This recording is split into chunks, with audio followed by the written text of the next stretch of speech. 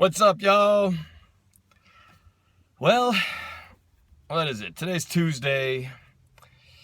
NFC, AFC Championship games are over. Super Bowl's coming up in a couple weekends. Weird to not be in it this time, as you guys all know. It's just, watching from the couch or someplace from the Super Bowl party somewhere this time around. But I got some thoughts just about, the way the AFC and NFC Championship games turned out. You might have seen my reaction to when the Patriots lost on that final 2-point failed conversion, and I went a little crazy, and a few Patriots fans didn't appreciate that too much. But anyway, not that I'm salty, but hey, it's the Patriots, it's Tom Brady. It's like, you just felt like that guy was going to find some way to win that game. So, when he finally didn't get it done, it's like, hallelujah. But I'm going to turn to a different subject here because, man, have you guys seen this petition to keep Cam Newton from banning him from playing at CenturyLink? Okay. All right. I'll be the first one to say I don't like Cam Newton either. All right. I mean, his antics, the whole Superman thing and the first down bit and the whole dabbing and all that stuff, I don't care for it.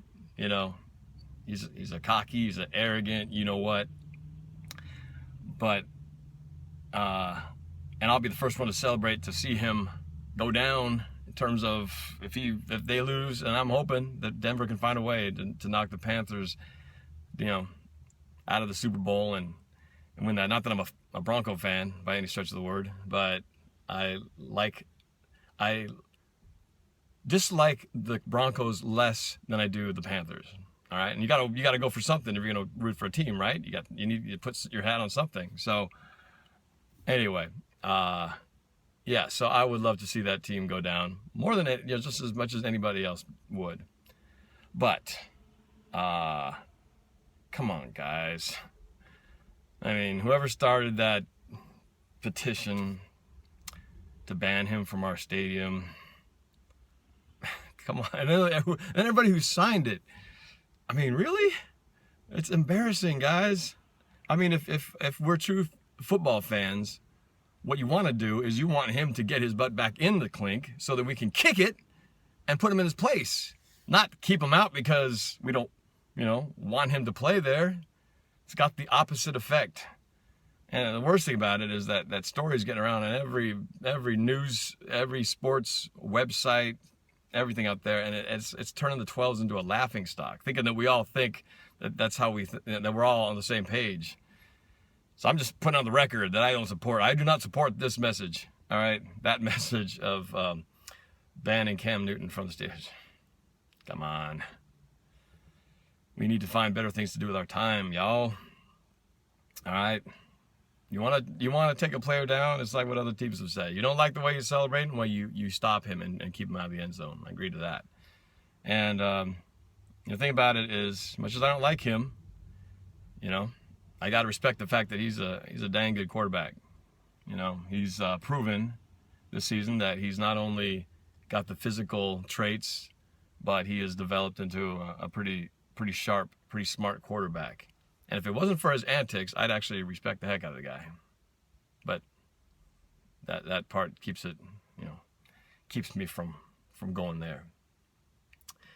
But I will say this, because I remember watching him, earlier before they went, before they started winning games and making the playoffs.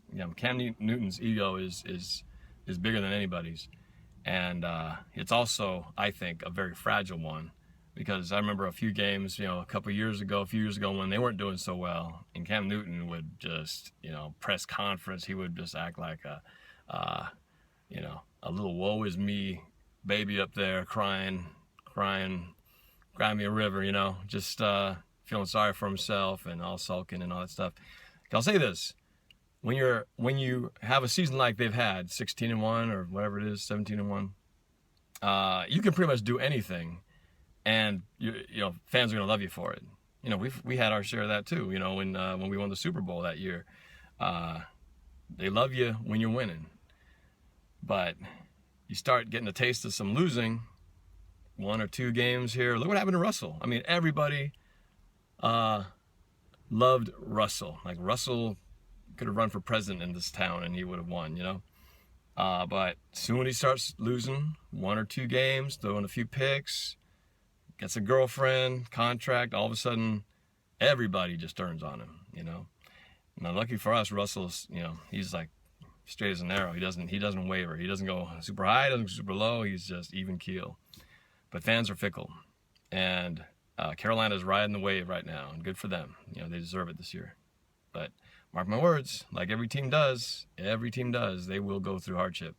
And I have a feeling you won't be seeing so many Superman poses and first down smiling when they start having 2, 3, 4 game losing streaks, and he starts throwing the ball, getting intercepted, and it's going to happen. That team is not going to stay together. This league is designed where you cannot keep a team intact like that, and you have to adapt. And every quarterback goes through it. Look at Brady. Look at Manning. Look at Wilson. Look at Kaepernick. Kaepernick for a while was on top of the world, kissing his biceps all over town. And 49ers, you know, he was like king in that town. And now look at him, run out of town. You know what I mean? Doesn't take long.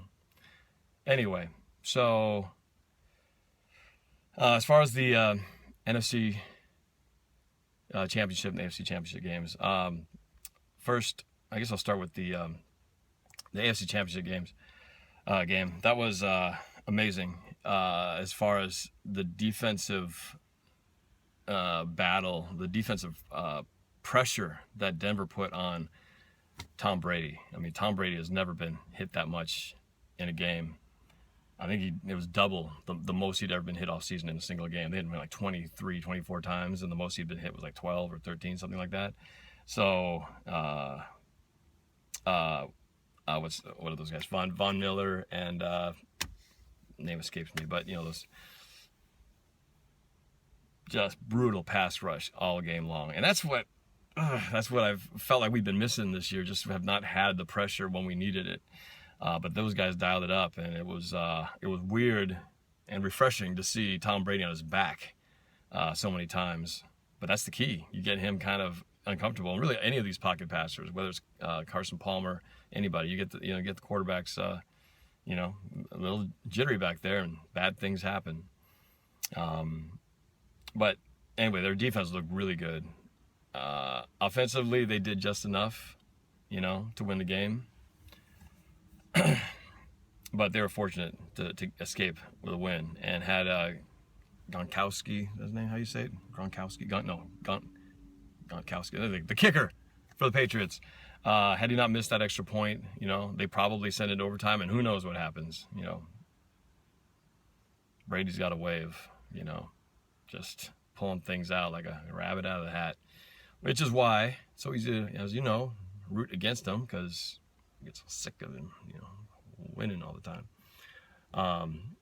But so congrats to the Broncos. It's a cool story to see Manning possibly get a chance to, you know, get one more shot at a second ring. It's hard to believe he's only had one all this time. But they'll be going up against those Panthers, and man, the NFC Championship game, jeez. I mean, I was hoping the Cardinals would put up a fight. I was hoping that maybe they'd find some way to win somehow. But man, Cardinals picked a bad day to play their worst game of the season down in Carolina. I mean, that was embarrassing. I mean, I felt embarrassed for the Cardinals. I felt bad for him, actually. I felt bad for Larry Fitzgerald.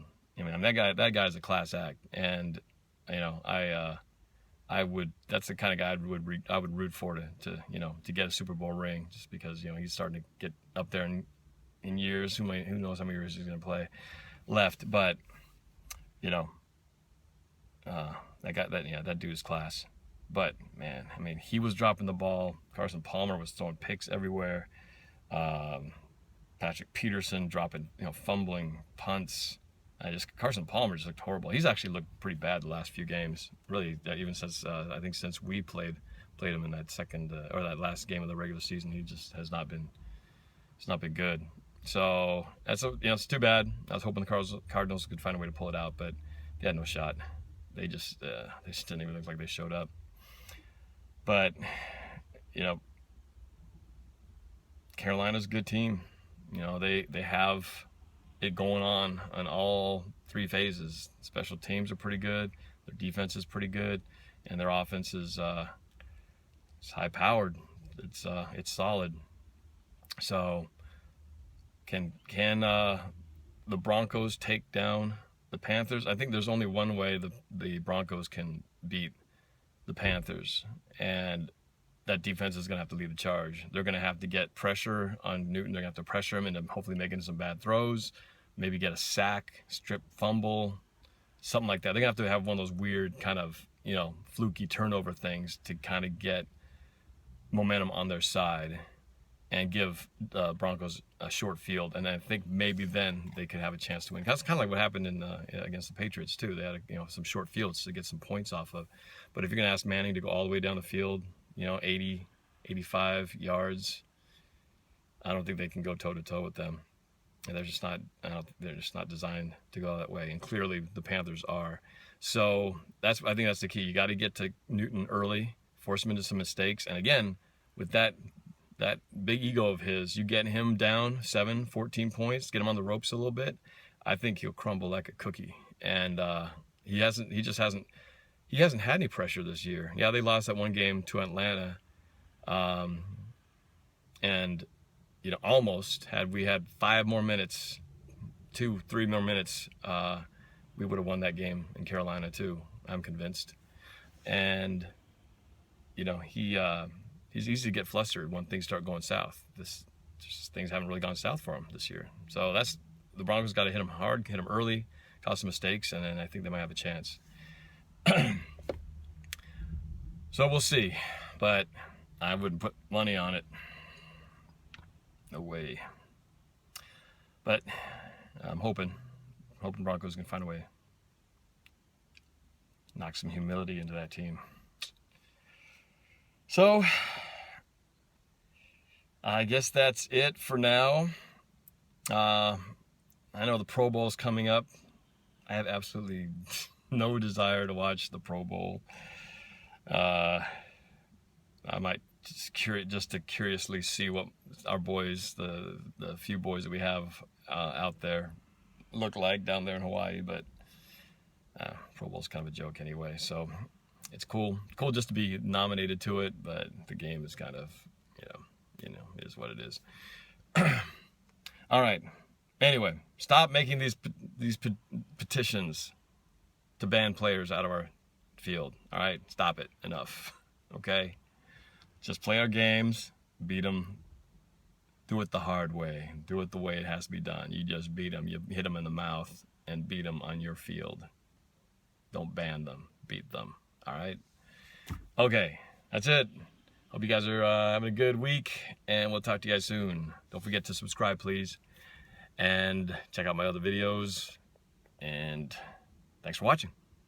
Go Hawks.